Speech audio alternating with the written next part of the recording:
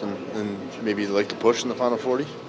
Well, we weren't happy with the start. We were happy with the start, getting the first goal, but we weren't happy with the next three. And a couple of them were questionable. I thought we could have defended better or got a save, so it put us behind the 8 ball. We decided to play harder and compete a little bit more after the first, and can't complain about the effort or the opportunities that we created, and numerous 2-on-1s and 3-on-2s where it's on the on our offensive players' sticks and they're not going in. And and then the other thing that comes into play once again for our team is the power play. We had 5 opportunities, I think 7.5 minutes, something like that, where we had chances to at least get one to pull us back in, and we never did. Talk about the Lucic, Smith, and then the fight. Barrett, I don't think it looked like your team fired up.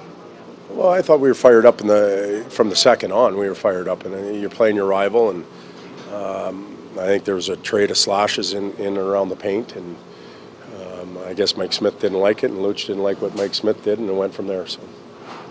Slepishev's game tonight, I know he got the goal, it was pretty easy after the turnover, but overall he seemed to play pretty well. That whole line, I thought Camilleri, Cassian, and Schlepp were some of our better players tonight. They were in on the goals, they were in on the forecheck, they made a lot happen, so they were quite effective. You obviously had Schlepp on the ice in the last minute. That was rewarding for him as well as he played. Yeah, he deserved to be out there, and we actually had that lineup to go out, but as it turned out, we kept getting whistles, and the group that was out there had a lot of chances. They didn't need to come off; they were fresh. But that line of Cammy and Cass and a couple other guys were ready to go.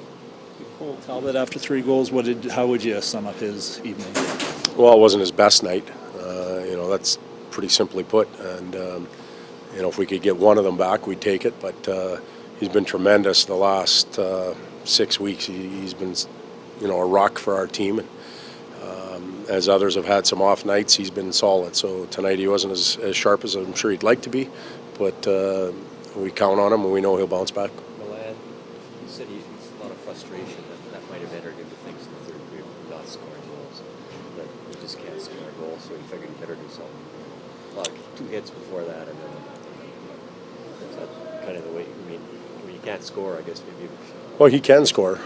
He can score. He's just not scoring.